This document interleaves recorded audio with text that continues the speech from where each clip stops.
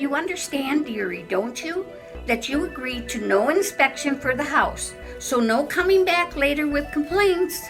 The older lady reached out with a black gloved hand and tapped Jillian on the wrist like she was a naughty girl. No, Miss Weber, of course not.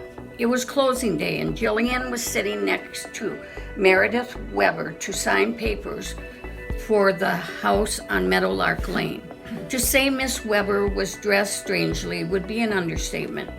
It was difficult to see very much of the poor woman, for she was scrunched in a wheelchair, wearing a bright blue flowered hat with a huge brim that covered most of her face. A flowered house dress and black gloves with a knotty old black shawl wrapped around most of her body. Her attendant, a handsome young man with muscles to spare, sat quietly in the corner waiting for the negotiations to be over. The parts of the elder lady's face that Jillian could see were wrinkled and rouged way too much. She wore bright red lipstick and oversized glasses perched on the tip of her beak-like nose, which made her close-set brown eyes seem enormous. What the woman lacked in mobility, she certainly made up for in personality. She had been talking non-stop with almost every other sentence, ending in a high-pitched little giggle, which was starting to work on Jillian's nerves. Dearie, I hope you're not worried about that old rumor about my mother and my poor dead brother Michael. Before Jillian could speak, Sam announced, "It would take more than an old rumor to scare Jillian. She's been in the police force for 13 years. Meredith Weber sat up so quickly in her wheelchair that the big blue hat almost fell off, exposing a head with very few strands of long gray hair, doing a poor job of covering an almost bald head. Melody grabbed for the enormous blue hat, but the hunky attendant beat her and quickly replaced it to its rightful place. Meredith chuckled that irritating giggle again, which was becoming like nails on a chalkboard to Jillian. "You seem surprised, Miss Weber," commented Jillian. "I am, dearie. In my day, a pretty woman like you wouldn't be chasing after bad guys, but be home taking care of babies," she giggled again. Such outdated ideas made Jillian's teeth hurt. She had heard them all her life by people trying to hold her back from fulfilling her dreams and reaching her potential. She paused a moment to push back her emotions. She wanted that house so badly she didn't want to tick off Meredith Weber when the house was almost hers. "Oh, Miss Weber, it's the 21st century, and most women have a job and raise babies." "I know, dearie, I'm rather old-fashioned, but you don't just have a job, you have a career. How did your poor deceased husband feel about that?" And Meredith Weber leaned closer to Jillian with her beak of a nose almost touching Jillian's shoulder. Jillian quickly moved in order to avoid contact with that beak. "My husband was just fine with it, Miss Weber. He was a police officer too. He was very proud of me succeeding in a tough field." "I'm sure he was, dearie." Melody tapped her on the hand. Meredith, I changed the name here. Meredith tapped her on the hand, but instead of comforting Jillian, it made her feel uneasy. "Have you thought of moving to a smaller place? Come to think of it, you're just going to be rattling around in that big old house."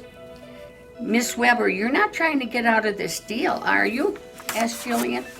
"Oh, dearie, of course not," giggle. "We better finish. I promised Hastings I'd take him to lunch before he lies me down for my nap. I am getting a wee bit tired." She did appear tired, slouching worse than before in her chair. The next 20 minutes there was very little talking and everything was completed, with Sam handing over the keys in a large manila envelope to Jillian. "Congratulations, Jillian." Sam shook her hand. "Miss Weber," Jillian turned to speak to Meredith, but she was already out of the room and being wheeled halfway down the hall to the outside door. "Miss Weber, I just wanted to say thank you and let you know I'll take great care of your old home. Giggle, giggle. I know, dearie, but it was always Mother's home, never really mine. What if I find some personal items? How do I get them to you? Called Jillian. Take them to Sam. He knows how to get in touch with me. Don't worry. There's nothing there I want anymore. And the outside door slammed. What was that all about, Sam? Did I hurt her feelings? If she could have run out of here, she would have, declared Jillian. She is a weird one, stated Sam. She really reacted to me being a police officer.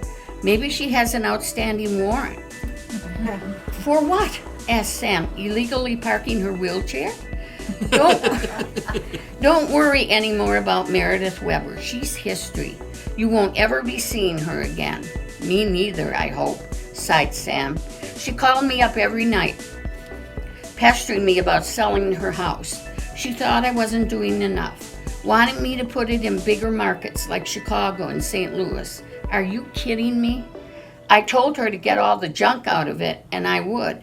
She said she didn't want to bother with anything from that house again.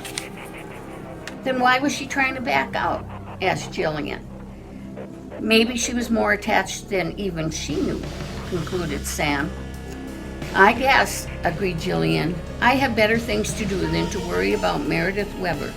I'll see you, Sam, sometime. Thanks for everything. By the way, do you really think the hunk's name was Hastings?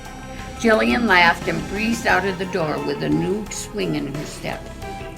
As Jillian pulled into the driveway of her new house, she started to laugh. For the first time since Wheeler died, she actually felt happy. She had no idea where to start, but start she would. Jillian was standing in knee-high grass trying to assess how many cement statues dotted her lawn when she heard a squeaky voice say, "Bad Mama." She jumped and turned, reaching for the gun that wasn't there. Instead, she saw a tall, thin boy. On second thought, he was a man, an old man. This boy man had an unusually small head, blonde, whitish hair that stood straight up near the back of his head, and piercing blue eyes. He was wearing a white, blue, and red plaid shirt with the tail half tucked in and blue jeans about 3 sizes too big. A well-worn belt was wrapped several times around his waist, with the end hanging loose.